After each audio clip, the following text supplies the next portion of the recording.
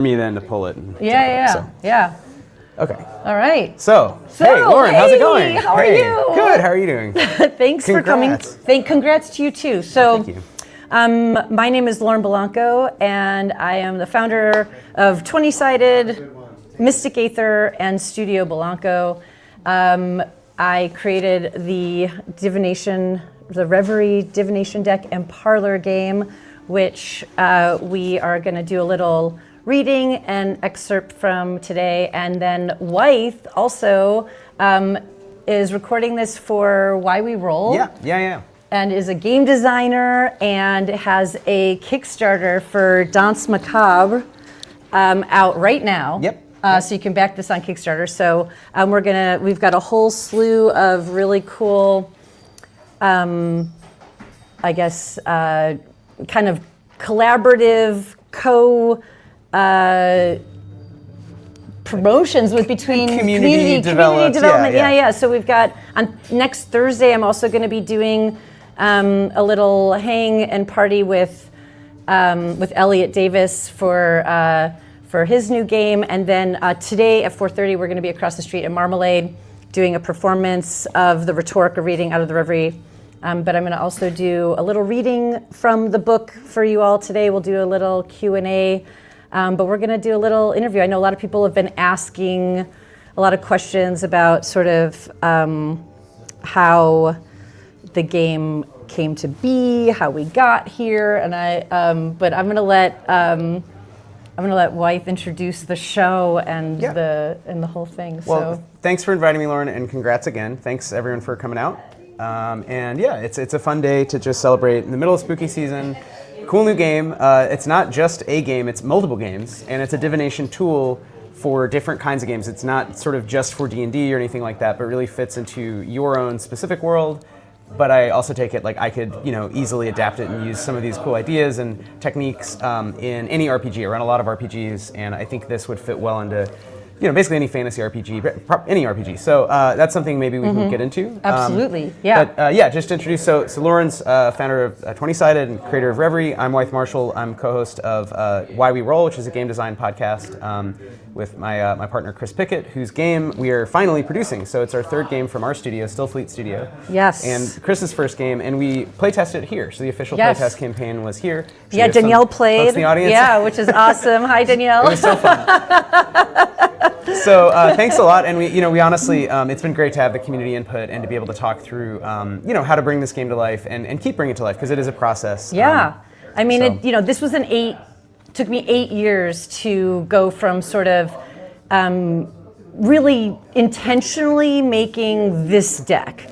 I had ideas for other tarot decks and things like that kind of came before, but I think really kind of honing in on creating the Reverie deck and calling it the Reverie deck and having it be something that was about manifesting your dreams into reality became sort of an intentional process that started 8 years ago. So it takes a long time to play test and to just kind of refine ideas. Yeah, definitely. Well, let's get into it, and let's start with, I think, the basics, which is, what is Reverie? So what is Reverie? Maybe we can go back and 8 years. Of course. But first, just like, what is it right now? You have it in your what hands. Is it right now? It's something people can purchase and use and play with. So how would you describe it in sort of a quick pitch? Absolutely, yeah. So Reverie is a divination deck and parlor game. The idea is that it is an artifact that has been found to help Artura seers learn to tap into the hive, the collective consciousness, and download messages from the ether. And so in a role-playing game, it can be used to, instead of dice, to roll. There's games that you can play just using the cards, kind of like traditional tarot. And it can also, there's spreads and other creative aspects of the game that can be sort of played. So I would say in a nutshell, Reverie is a it's a way. It's a way. Yeah. It's a way. It's the way of the Artura.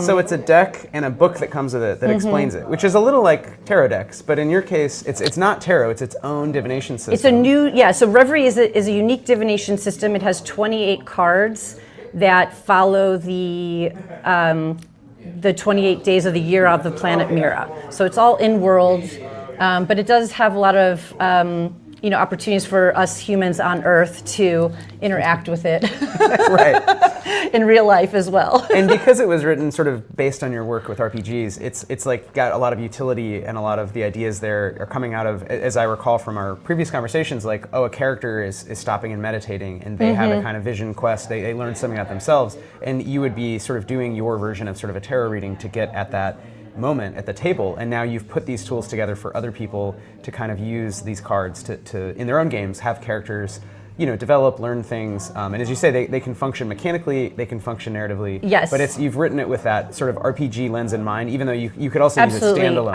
Out of the box, I would say primarily everything that's in here is tied to the divination, to the divination deck in the cards. The Rhetorica spread is a solo journaling game. So if you think about that as like a solo role-playing game, that same thing is what I'm going to be performing, what we perform on what I have other guests come on and do on our radio show. So we also have a coven ritual that I've been doing every Friday night with that as well. So it can be a group role-playing game, it can be a solo RPG. Right now, as written in the book, it's written as a solo RPG. I will be publishing a companion for the coven ritual that will be coming out soon. Danielle's actually going to be running it next Friday. Yeah. Very cool. And Alex will be running it in November. So the coven ritual will be something that I'll be publishing sort of as a separate zine that will accompany this product, which will be great. That'll be probably like a one-pager that I'll give for free until we maybe include it into the role-playing game that hopefully will come out next year. So yeah, there's a lot of seeds that I've planted in here for future Mystic Aether products, especially tied to the role-playing game system. But I had to kind of limit myself as to what was going to go into this product. And so as I was making it, I kind of was like, okay, that's the role-playing game. This is the divination. Right. That's the role-playing game. This is the divination. Because the divination already started to become so rich and full with lore of just literally the planet and the stars and the moons and how everything kind of comes together to be able to understand sort of what the system of Reverie is and how it works. So there's already a huge mechanic there in just creating a new divination system that doesn't already exist. I think a lot of people will build decks off of tarot, and that becomes a lot easier because tarot is widely known, and so even if you're putting tarot into your world, there's it's been around for, I don't know, centuries. Yeah.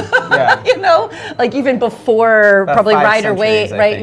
Think. There's all kinds of things going back to the idea of a major and minor arcana. So the oracles in here, the oracles in the Reverie deck are based on the twin suns, Avon and Nova, and the three dragon moons, Nakamura, Igneous, and Alunra. And there's 4 cards for each oracle, plus the celestial moons and the liminal moons. And the dragon moons are related to the celestial and liminal moons. It's sort of when they kind of appear in the cycle. I know it's a lot to take in. You'll have to get the book and read it.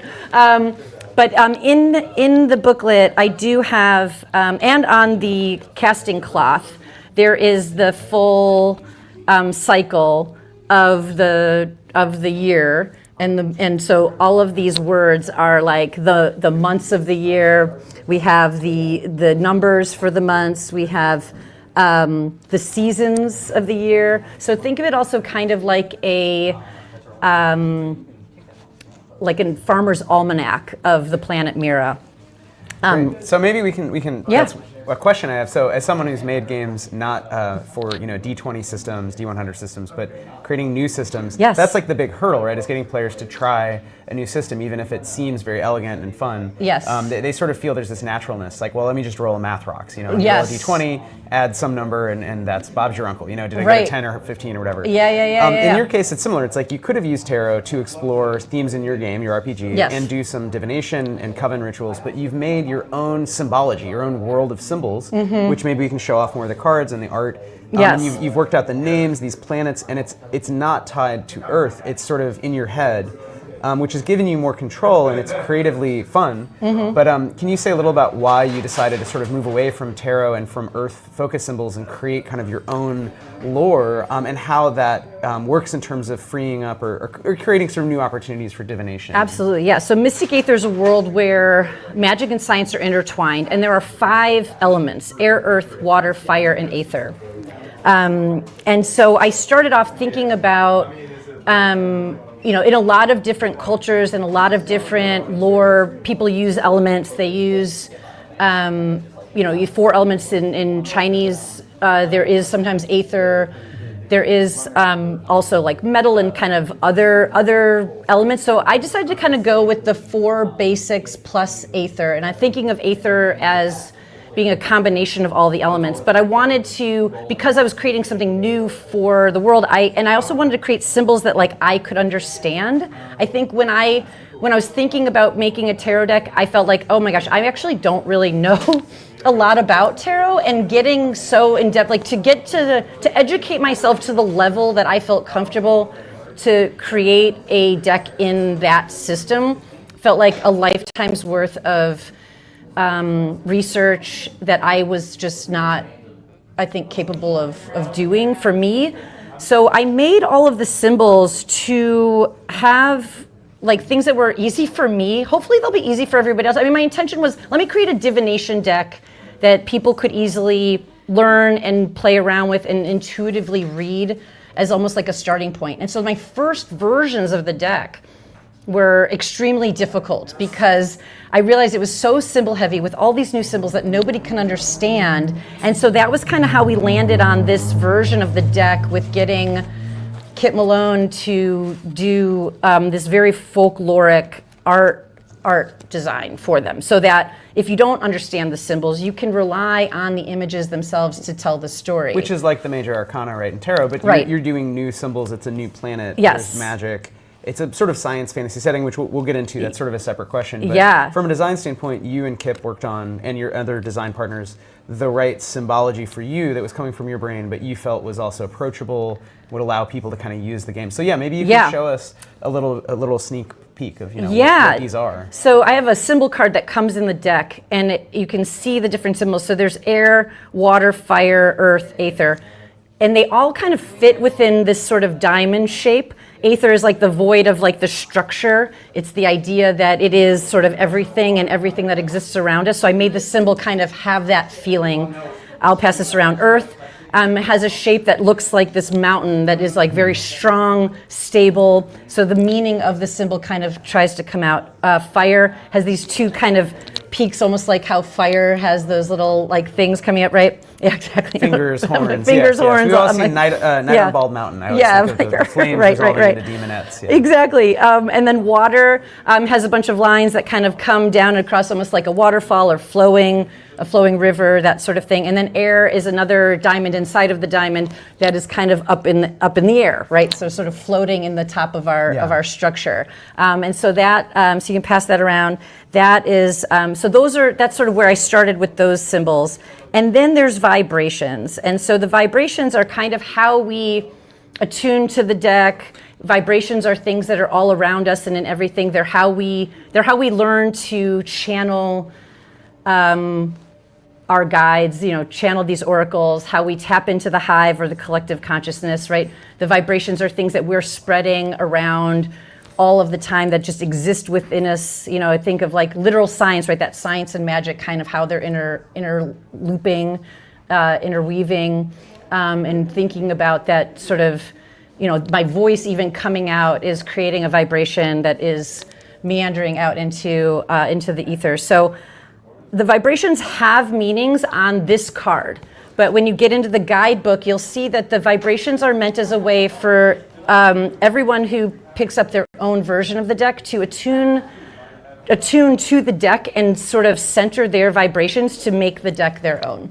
So everyone will have an opportunity to understand what their vibration is using the deck. So like in tarot, there's a lot of kind of superstition or ideas about like not letting other people touch your deck, because those vibrations can kind of alter sort of the way that you might do a reading. So in this case, this is sort of a way to sort of identify who you are in a reading and what your deck is, so that if you do allow somebody else to handle your deck or touch your deck or pass your deck around, you can still sort of really know kind of who you are in those readings, who you are in that interpretation of the deck, and what vibrations are coming from you and what vibrations are sort of coming from outside. Like the key themes you'll be following. It's like a karaoke. You can up-tune or down-tune the key of a song because maybe you don't really have Mariah Carey's voice, but you want to sing the words, you want to express your feelings. Absolutely. Yeah. So, no, I like that. I like the idea of attunement too. Obviously, people are familiar with D&D and the idea of attuning to items and having a special connection with something that's powerful magic. Is to your point, it's a real world idea of yes. So in a role playing game, you would think of this as a magic item that you would need to attune to. I love that. Exactly that. And so that would be the attunement. So if you know role playing games and you're using this in your D&D game, or you're using this in hopefully the Mystic Aether role playing game coming up, or in Danse Macabre, if there's an opportunity to find a magic item, then going through the vibration.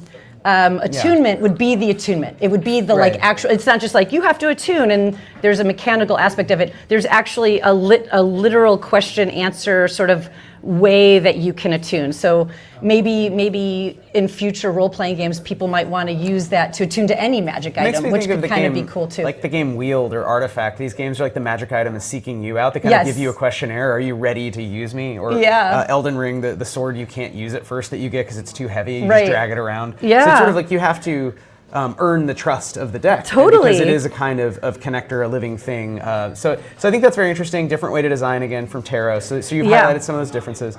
And I will say, and we can get into it more, but I can imagine a couple cases, even though like in Danse Macabre, it's a materialist world other than a zombie apocalypse, there isn't magic, but there are, there's humoralism in the West, in the Mediterranean, and in Japan, there's, Godai and Gogyo, there's these symbols, these 5 elements and how they sort of recombine. And you could easily imagine using this around the table to help people kind of randomize, tell stories. We did some in the playtest thinking about dreams and dreamscapes. Yes. How would that, you're a terrified peasant in a zombie apocalypse. You go to night, you have a bad dream. Yeah. What does that kind of sequence feel like, and what does that reveal? Yeah. So I think that's this where would you be a could cool use. tool. Yes, absolutely, and that's exactly what Reverie is. The dreams, exactly, right? Yeah. So let's get into some examples, I think, so that people can get a sense of how you would use it, right? And maybe just some use cases. Just how do you envision it? So I don't know if you want to do a reading at this point, or well, sure. Oh my gosh. Okay, so there's so much in here. Yeah. So I mean, if we're talking specifically about attunement, so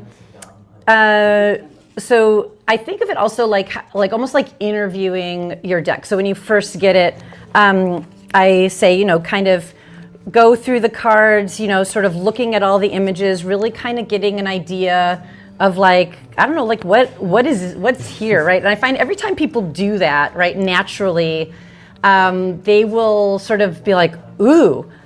And there's always one card that grabs them, right? So why don't we pass this around so maybe we can get some Q&A thoughts going if you guys just anything jumps to mind as Lauren's talking. Of course, yeah. And so to me, that's called the resonance. So under the rituals and readings, I can just read a little excerpt from here. So rituals and readings, way of the Artura. Reverie means to dream, referring to the Arturian act of manifesting dreams into reality. Amavikaya believed that everyone could learn Reverie by practicing the way of the Artura. The more you work with your deck and perform Reverie for others, the stronger the bond between you and the hive will become. Record your experiences, continue to explore, and you will find your own unique resonance. To get to know your deck by flipping through the cards, pay close attention to the art and notice any card that resonates with you. This could be an image that conjures a strong emotion or speaks out to you in some other way. This is your card. This card represents your voice resonating within the hive. Set this card face up in front of you on your casting cloth. which is provided,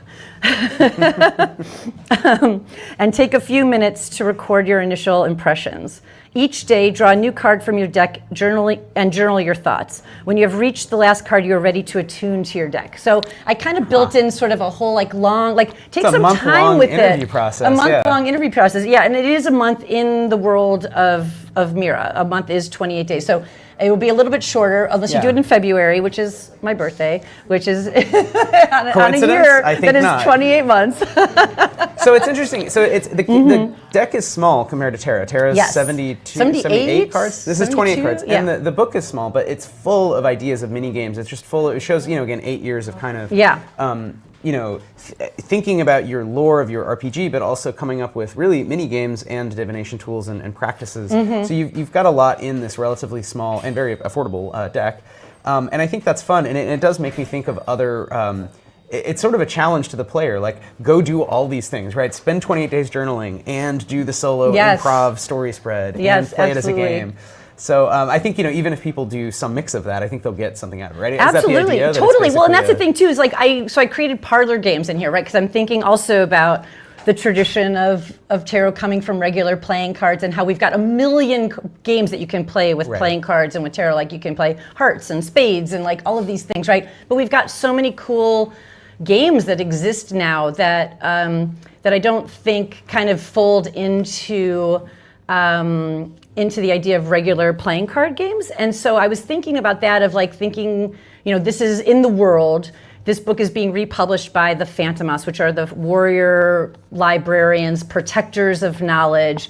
They're almost like a secret organization, a secret society.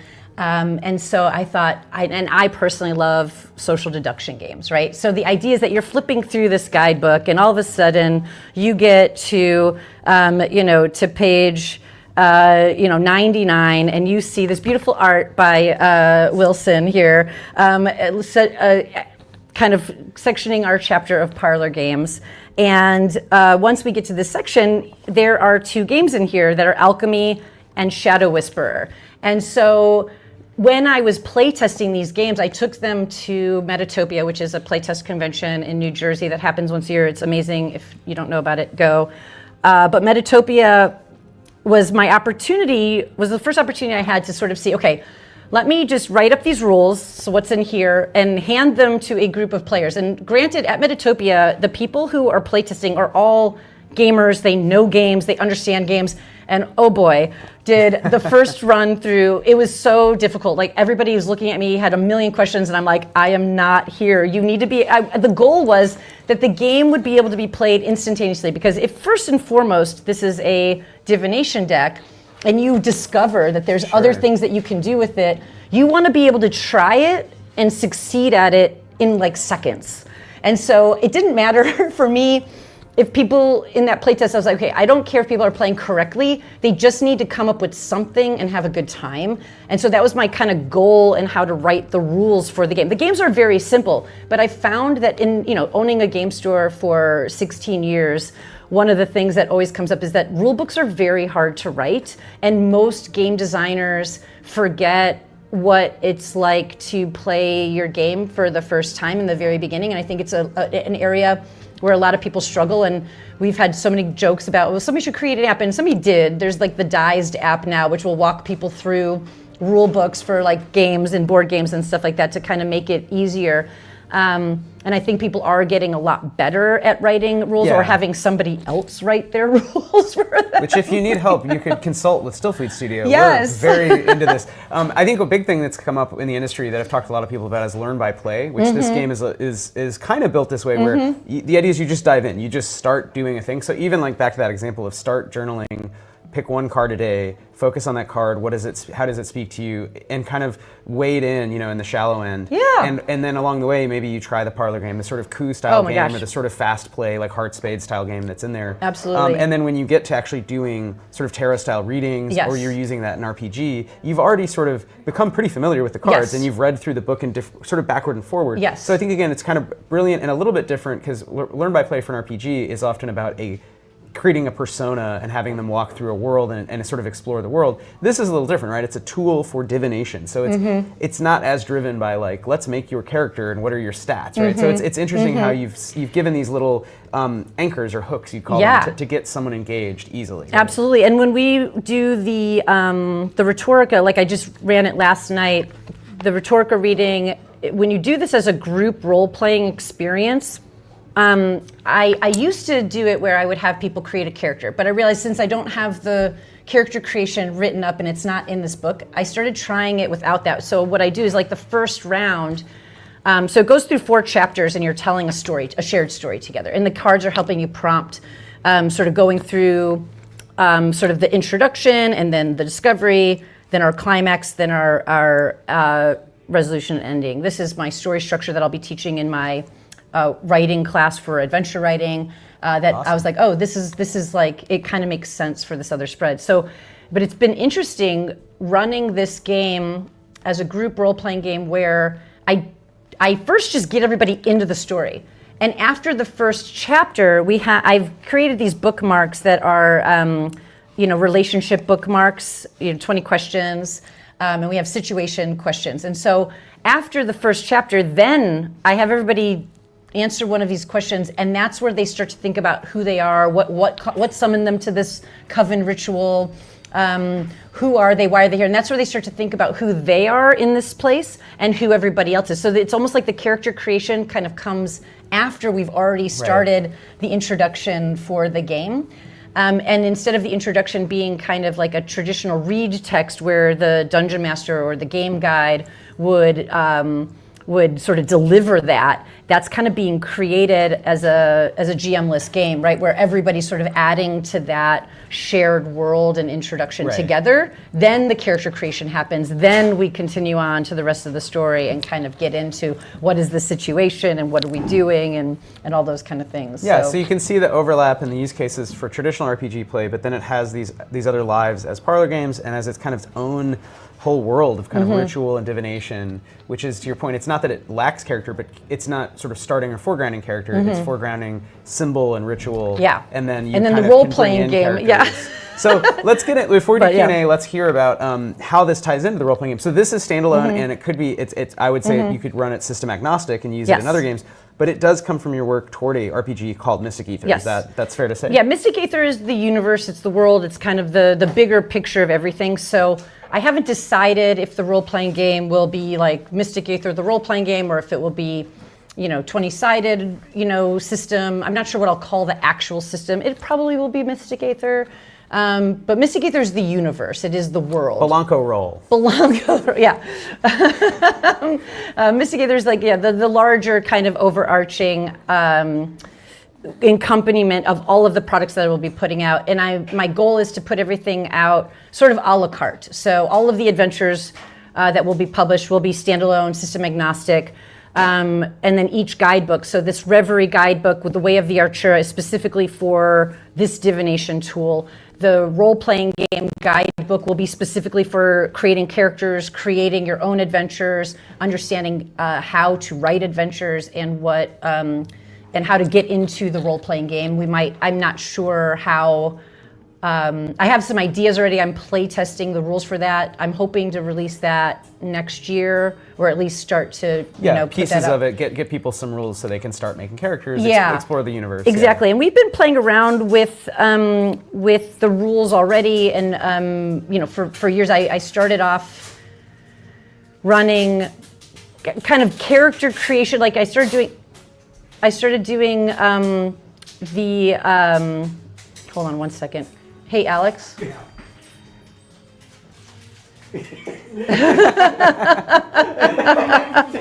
It's a live store. We're at a store. We're doing store things. And packing tape, for whatever reason, sounds like.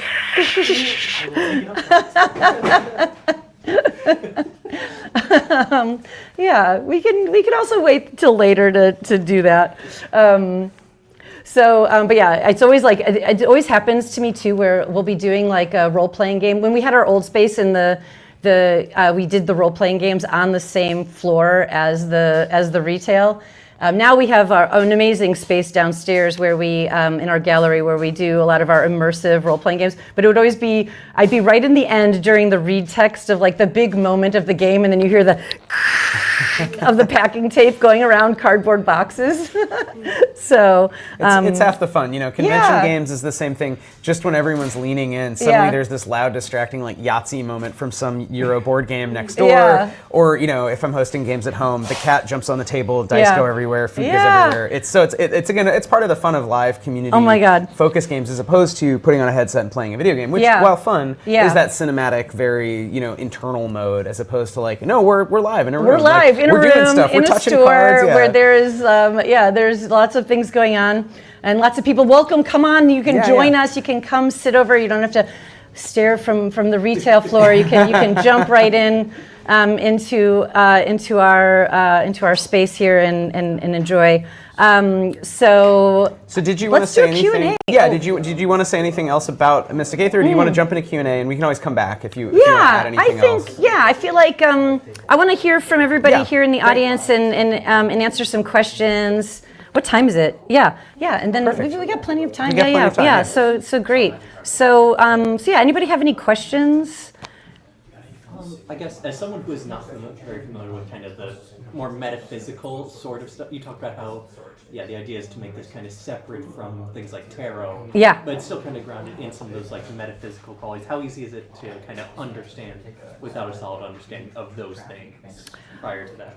Yeah, absolutely. So the question is, how do we understand the metaphysical aspect of the game and how easy it is to kind of get into it? For someone like who's unfamiliar with metaphysical stuff in general. Okay, so like say you've never read tarot, you're not familiar with any kind of divination systems to begin with, and this is your first foray into that. Well, hopefully my goal is that this, and I don't know what's going to happen when Reverie goes out into the world, but my goal is that it is a system that is very beginner friendly, and if this were your first foray into divination systems, that this would give you the tools and the kind of unlock and open that door to explore other divination systems. So my goal, and that was my goal for myself, was like, I want to explore this deeper. I want to get into that metaphysical aspect of these kind of divination systems. I'm very interested in them. I really made Reverie for me. It started off as these cards were, these cards started off as just cut out images from Magic the Gathering deck that I used to use as for my character, an elf character that I was playing in D&D 5th edition, because I loved the idea that when elf would go into meditation, or like instead of having a long rest, they would go into a deep meditation, right? And so somewhere in one of the rule books of 5th edition or 4th edition, or one of the editions, I don't remember where I read it, but there was like a tiny little excerpt that said, sometimes you could have a dream from, you could have a dream that could come out of that meditation. And to me, or like a premonition or something like that. And so I just gravitated to that, and that was like the whole essence of my character. And my DM at the time, Danny Norton, was amazing and really like brought it out in the game. Sometimes he would have me draw a card from the deck, and he would use it as like the opening kind of scene of and so he would use it to kind of fold in what he wanted to in the story.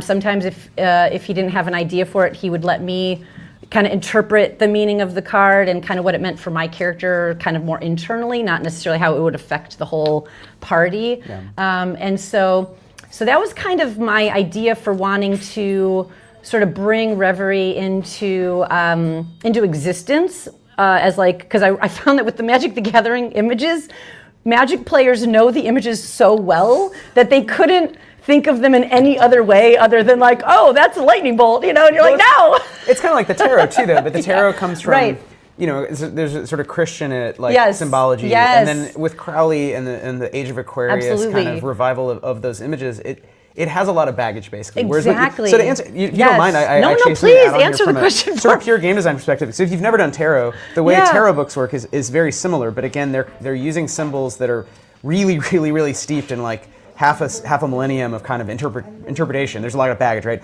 But each of them, basically, there'll be a page that says, okay, this card means these things, right? And then there's different spreads, and the spreads are just draw X many cards and use them to answer these questions in a row, and it matters, and there's a kind of, theory behind why you're doing it in a certain order. So this one, for example, if you're talking about place, this is really interesting. There's kind of inward and outward, ways to align with place in the universe.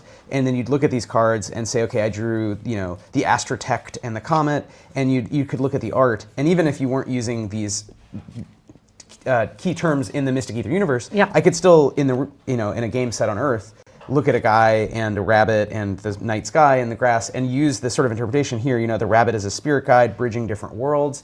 So that would allow you in a game to kind of establish like, okay, cool, that's answering the question, how am I inwardly thinking about my place in this universe? I'm bridging maybe two social worlds. So you would use this, I think, similar to other, and correct me if you didn't. No, this is all amazing. You're explaining it so much better than me. You'd use this like any divination tool, and you could do that either as a human, not a character, or if you're in game, which I really like, and I myself do this sometimes, have people draw cards or explain an image. You could use it as, what does your character think? Yes. And I think following the spreads, some of them will be sort of more, they lend themselves to different kinds of readings, and that again it's interesting because you're not tied to the tarot, which the tarot won't have those same questions. I don't think. I haven't seen decks that are really focused on RPGs, so this is kind of like reinventing that whole tradition of drawing a card and interpreting it with an RPG headspace in mind. Yes, right? absolutely. And also not even just, and I guess because the way that I define RPG headspace is to say that we are here to create something for ourselves,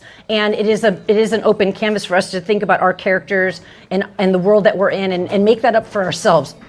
I think there's a lot of situations like where there's all this other baggage that kind of tells you, well, your idea is not valid because there's this whole history that you need to be adopting and taking in. So I really, really wanted to make sure that when I wrote this guidebook, that as I was writing the card descriptions, I kind of let the card descriptions be more about the image and describing the image as if it were like, you go to a museum and a gallery and you see the little like nameplate at the bottom of a piece of art, and it kind of describes what the image means and the symbology of the image. And then, in the front, it kind of goes and it describes the symbology of the symbols. So it's all this sort of like a la carte meaning. So it's like, okay, this is what, shadowed means. This is what igneous means. This is what,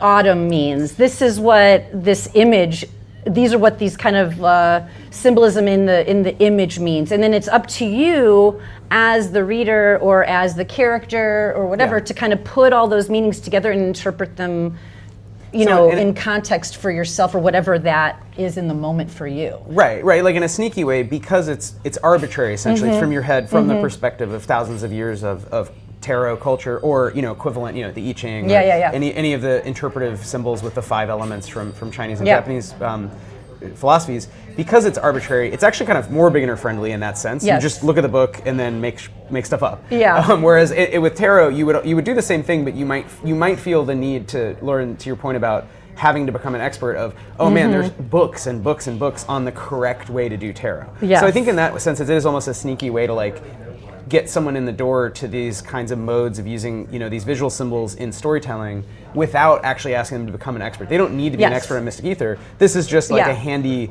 it's a short book. It's 100 pages, right? So it's not too much. And this is written from the perspective of a character who was gifted the deck from his mom as a child. She passes away, and he's a Safina, which means at like the age of 100, he gets to take an oath, a rite of passage to become an elder. And during that, you have to kind of take on something like, what is your purpose? Like, what is your greater purpose? If you're going to live till 500 years old, what is your greater purpose? And so I always like to kind of play with that. So again, this is very much stemming from, I think, my initial character of an elf, of thinking like, okay, elves are just humans that are able to live these long lives, and what is living a long life when you're outliving all of these other humans look like? And so his oath that he's taking, his rite of passage, is to understand the way of the archer, to bring this lost art back to dive into and do research. So this book is kind of like an archaeological findings of everything that he could piece together about, and the memories that he has of his mother and his mother's journal, and how he's reprinting it to understand what these cards mean. So there's footnotes where, you've got other people in the Phantomos, like kind of giving alternate meanings to sort of his meaning in there. Like, well, it could be interpreted this way, but it could also be interpreted this way. And I sort of intentionally did that because I didn't want, as an author, somebody to be out of my hands when I'm not at the table and I'm not in the room. I wanted there to be an opportunity for other people to go, well, I think of it this way and I'm going to own that, and that was really important to me, as somebody who's guided other game guides, as somebody who's written a lot of role-playing game adventures, and sort of created a way of running role-playing games here at 20-Sided that is very welcoming, that is about creativity and fostering that kind of creativity. That was huge for me in sort of creating. I didn't want this rule book to be a Bible that was like, it's this way or the highway. It's really meant for each and every person to pick this up and make it their own. It's also fun to have that kind of House of Leaves. So there's a diegetic explanation of all the rules, but then there's other people in that world being like, actually, and that's fun to have that kind of friction. Yes. Other questions? Other thoughts, questions? Yes. I would ask, around this a bit, what is your journey with divination in general? My journey with divination in general, that's a great question. So I have always been interested in it, probably since, I was in middle school, high school, have always kind of, I remember picking out my first deck. So I've been into spirals, kind of the spiral deck. So my first deck was a spiral deck. I love the imagery, I love the art, I hate the border and I hate the back of the card, and it was so hard. This was so hard for me to get this right. Liza, who did the design, can tell you everything else. I was like, I love it. And the back of the card, I gave her so much trouble, but it's perfect. It's exactly how I couldn't have imagined something as good as this. This is incredible. Thank you, Liza. You did a beautiful job. I couldn't be happier. I want to stare at the back of this card forever. But for most tarot decks, I was kind of, everybody said, find the deck that attracts to you, that you feel like you have a connection with. And I just wasn't able to really find decks that I was able to connect with. And then I would do readings for other people, and I wasn't as familiar. I was learning, and I was, intuitively reading them, and I would have people who are much more versed in the knowledge and the lore of the cards who would be, that's not right. And I'm like, I'm doing the reading. Let me, and so I didn't like that feeling. And so that kind of led me on this path of thinking, I always wanted, I did photography full time, and the first tarot deck that I tried to create was done in images. So I was collaging, I was taking photos, and I have a couple cards that I had made. Maybe I'll post them at some point. I think I made the Hermit, which was like me in this cloak with this lantern. The image is so cool. It's a really fun image, but it's all done like very kind of spooky photography, like really interesting lighting. And then my plan was to work with my friend Diane Barcelowski to do some of the illustrations and artwork, which maybe one day Diane and I will make a deck. Maybe we'll make a Reverie deck together. But she's amazing. Her art's incredible. And so I don't know. So we were roommates for a very long time. So when we were living together, this was kind of one of those things that we sort of talked about and played with and started, and it never went anywhere. We made 2 cards, and that was it. That was as far as that got. But it was kind of this reoccurring thing that kept coming up. And then I was like, well, I love the moon. The moon is so powerful for me. It's with me all the time. I think about it a lot. The moon cycles. And then as I was kind of developing this idea and kind of coming back to the thought of I really want to create a divination deck, maybe I will create a deck that follows the cycle of the moon. And so that's kind of where, once I started, and then Reverie kind of came in, and I was kind of building these cards, and I was like, I need to publish this. I need to figure out what the imagery is going to look like.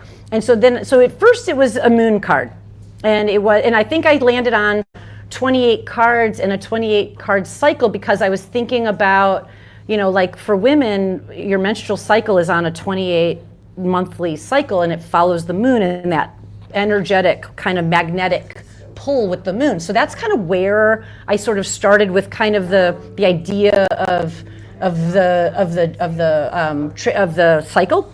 And then I was world building Mystic Aether in the world of Mira, And at one point, it came up in the world building where Mira has 3 moons and 2 suns. And I was like, oh, well, I mean, this has to be set in the Mystic Aether universe. It has to be the planet Mira. So my moon deck has to have 3 moons, you know. And then I spoke with my friend who works at NASA. He's like insane, amazing, and because my friend Troy, who worked with me a lot with the world building, was very particular about if this is going to be a world where science and magic are intertwined, right? You can't just have everything. To a good point, like we had a lot of discussions about like, in a lot of world building for fantasy worlds or for role-playing games, you can kind of just go, well, magic explains it, right? But because this is a world where magic and science are so intertwined, I wanted to be able to have some things that were the root of kind of where your imagination could be grounded. I wanted to be in science. And so Troy was giving me such a hard time, like, you need to research the planet and all this stuff. And I'm like, okay, I'm going to call my friend from NASA. He'll know. So we figured out that, okay, if we're going to make all this logic make scientific sense, which I'm not a scientist and I don't really know anything. I only know based on what I kind of discovered for Mira. And he was also like, do whatever you want. But it'll work. There's all kinds of things out in space that we're just still discovering. But Mira is slightly smaller than Earth. And so I mapped out as I was creating it kind of how the planet would rotate around the suns. And that's how I sort of mapped out then kind of the celestial bodies in the liminal moon cycle. And so that's where we kind of landed then to Reverie. But it was a long journey of kind of really wanting to mostly have a deck that I could understand the symbols and could memorize them. I'll never be able to memorize.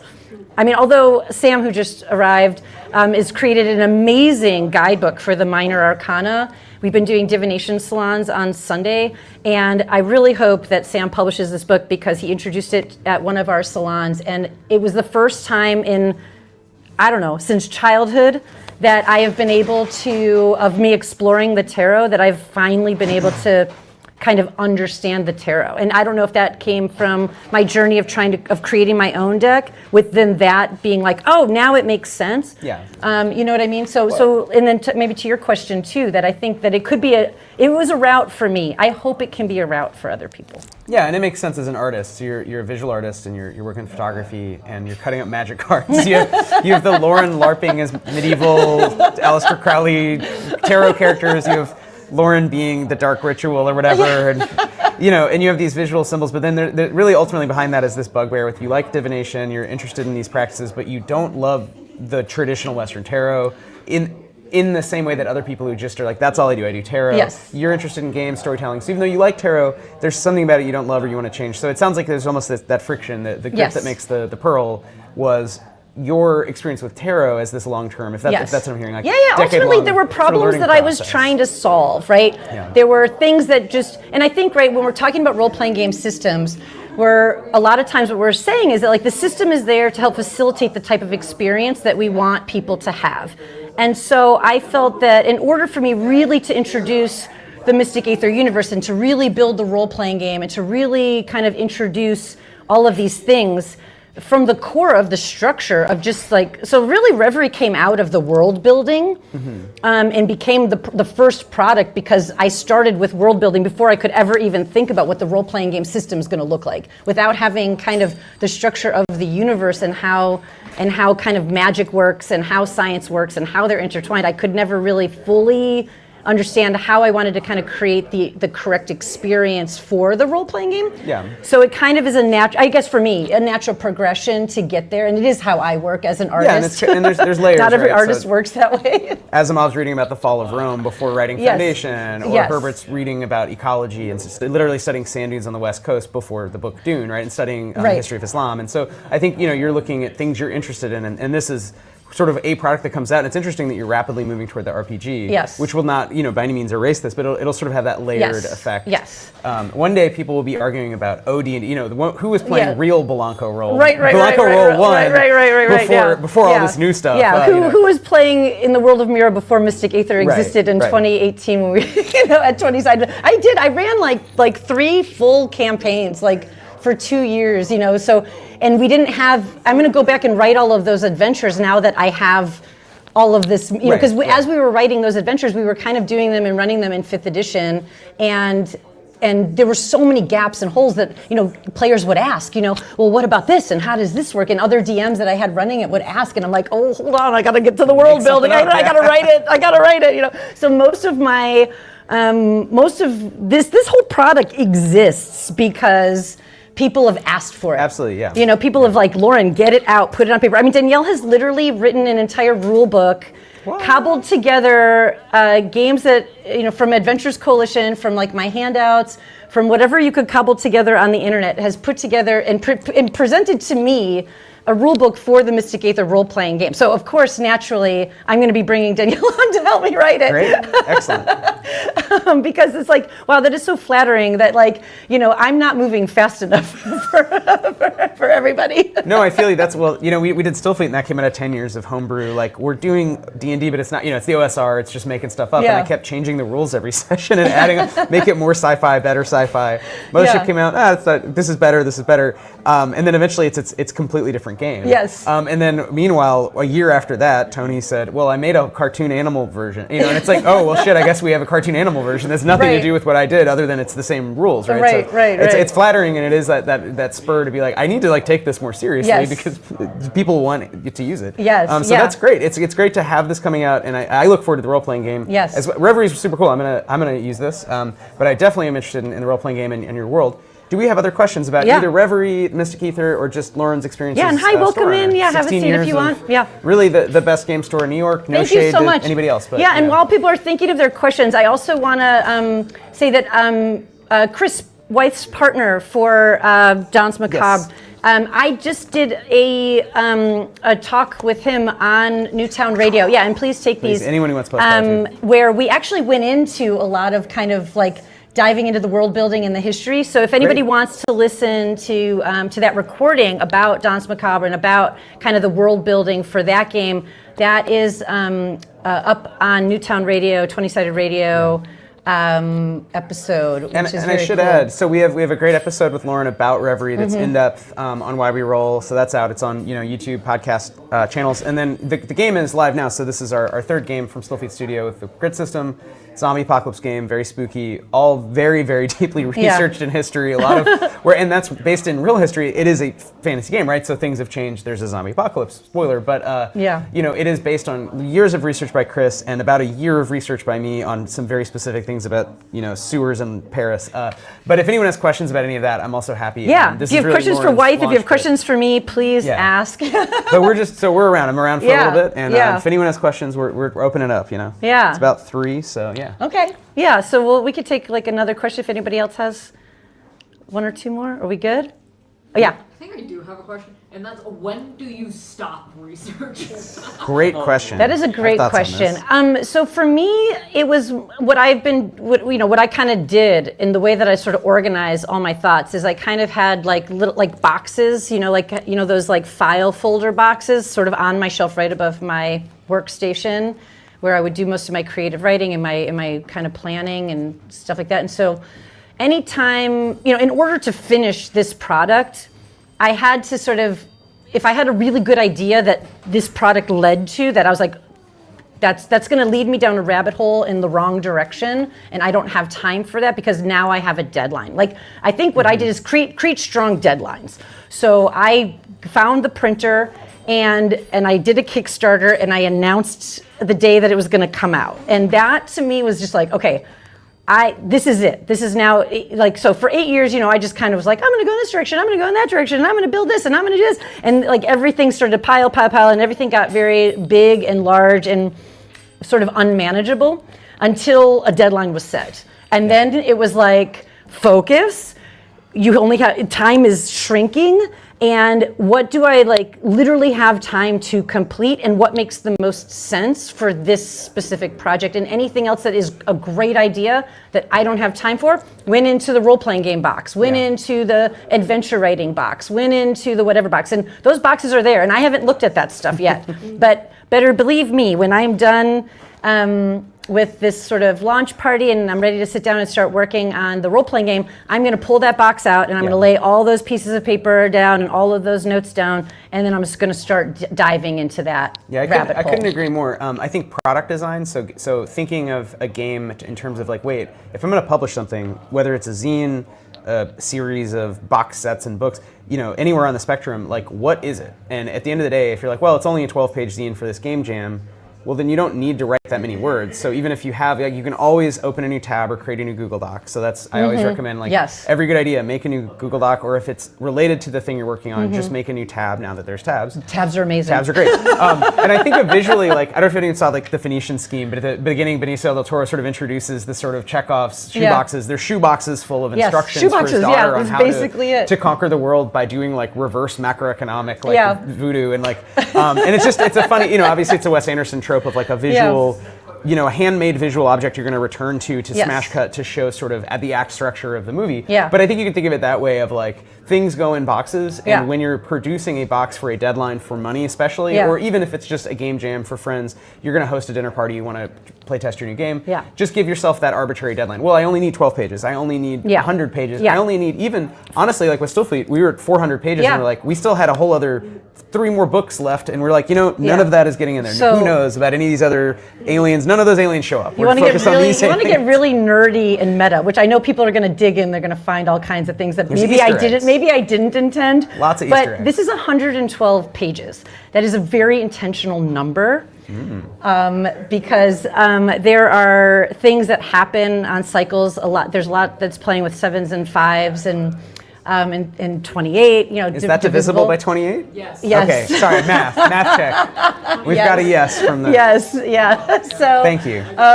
So that was kind of my limit. I was it can't be any more or any, because talking to graphic designers, talking to the printers, we can do whatever you want. I was I want 112 pages. That's it. It has to be divisible by 4 for print. And it has to be divisible by 4, which is another constraint. Although with the perfect bound, I think once we got to here, then it was it doesn't matter anymore. It's then it could be 2, I think, but I still kept it to 4 just in case.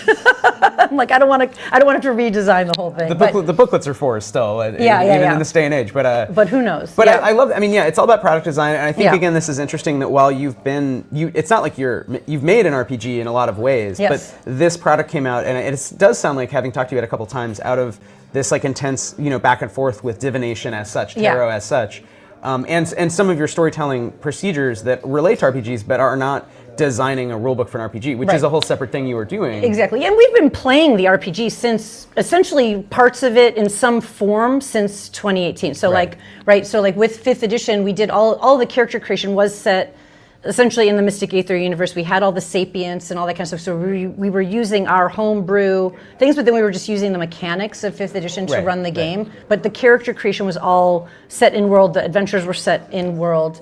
And then slowly, thinking about systems and how 5e wasn't working, going into that rule book started to bring kind of a more modern setting into a medieval setting, and it was very hard to kind of translate, because you start reading the D&D book and you get really excited about that lore, and then you want to build a character in that world. So I was okay, what can I do, and what can I get out, and how can I get it out and start getting things out, right? So. If you come play with us at 20-sided, you will have lots of opportunities to play the role-playing game in many different forms and to explore parts of the rules. So it's not all kind of contained into one booklet yet. So it is a very reverse engineering of how I'm very lucky to have a game store, right? Because I can do that. Most game designers don't have that opportunity. They have to print the book and prove to the world that they've created a game. Or they have to find communities. They have to find event spaces and playtesters. Right. You have, and in it's a way, a lot harder. built-in playtesting. I've got people that are looking for events and trying to find community, and that comes first. Yeah. What the activity is comes second. So I can create all kinds of activities, and a lot of those activities I can start to fold in some of the things that I want to do for myself, and because those are the things I'm most excited about, and ultimately those are going to be the most interesting events because I'm excited about them, right? Yeah. I think that most of the people that come into 20-sided, even whether it's just on the retail floor to shop or whether it's to come in for our events, it's really about this curated experience that we've put together, right? People are coming here because they want to be part of the 20-sided family in some way. They want to trust that if they buy a game and go home with it and they really like it, that they could come back and say, hey, I really like this game. What else do you have that's similar to that? And they can trust anybody who's here to direct them in the right direction. So you're going home, that money that you spend is well spent. It's going to be something that you were actually hoping for. I always tell a story about how, when I was younger, there was like, I was very much into punk rock music in a time when we didn't have the internet. And, trying to source out these record labels and these albums and these musicians, you had to go to shows. You had to go into in-person experiences. You had to find flyers at the cafe, and you had to be out there, doing the thing. And so many times, I'd go into this record shop and there'd be, like the really cool person working behind the counter, and I'd be so intimidated to ask a question because I didn't want to seem like a poser, of like, oh, I don't really know my stuff, and and you felt like as a beginner really intimidated. And when we opened 20-sided, I never, ever, ever, ever, ever wanted anybody to feel that way. Right. I feel like it can be so niche so fast, and as soon as if you go from literally beginner to expert in one game. So immediately you pick up the vocabulary, and as soon as you experience it once, you already have enough way of talking about a thing that makes somebody who's really new feel really intimidated. Yeah. And so if remembering that and kind of thinking about that and sort of breaking that wall, that barrier down constantly is very important to me, of letting everybody know that questions are great, explanations are great, all the time. I can't remember how many workshops I gave where I kept saying DM, and people were like, wait, so you want me to DM you? We're right here. And I was like, no. I mean, we're talking about a game guide. Yeah. No, I think these are such good, so like arbitrary limits and deadlines, not gatekeeping, like really thinking about beginner friendliness, not necessarily that you can't have complex ideas, but learning by play or breaking them down in certain ways. So these are some good guidelines overall for anyone designing any game. So absolutely. It's really nice to kind of hear them articulated through your experience of Reverie. Are there any other questions that... No? Okay, great. Well, I think we'll wrap up the live stream. Thank you, everybody. Thank you, Internet. Thank you, Lauren. Yes, thank you, Wythe. This is incredible. And just to recap, so you can buy Reverie, the Mystic Aether divination deck, which has these parlor game components. You can get it, obviously, through, I believe, the Internet, through the store. Yeah, here at 20-sided. Here at 20-sided. It will soon be available at IPR, so if you are a game store and you want to have this for your store, you can buy it wholesale through them very soon. I will be performing in a little bit across the street. We'll also be doing a bunch of other performances around the city and hopefully going on tour with Reverie and the Rhetorica reading. So I guess look out for announcements about that. I'll be at Metatopia playtesting the role-playing game and some other things. I will be at PAX Unplugged, doing a couple different performances at different booths. Maybe at our booth. Maybe at your booth, which would be amazing. So we'll just commit to it now. We're doing it. We're going to do it. We're going to do the reading in the world of maybe Danse Macabre. We'll pick what you want. Let's do it. We're going to use the Reverie in a grid system game, sort of show it off. Yes.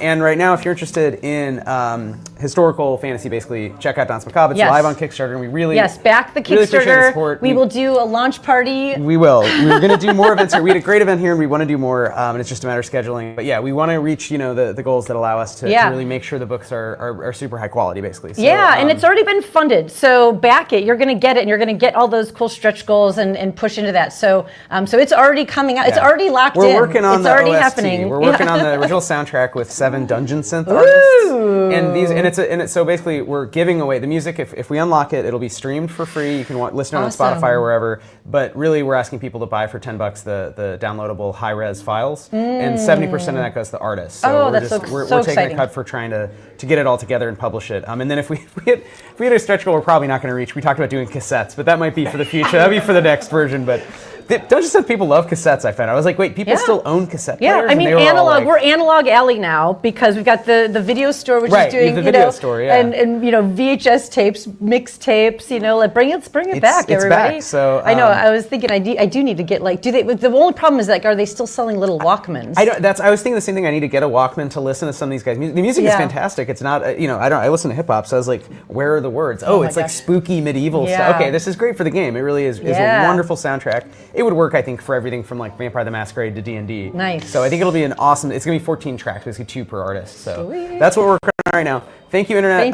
Thank you guys you. for questions Thank you. and for playing Reverie. And thank you Yes. so much to Lauren at 20-sided. Check out Reverie wherever fine tarot deck-like objects are sold. Yeah, and please hang out. We're going to be doing just book signing, whatever, chilling, and then we'll at 4:00 we'll head across the street. So we've got like an Excellent. hour. Yeah. All right. Awesome. Bye-bye, Internet. Bye. Sweet.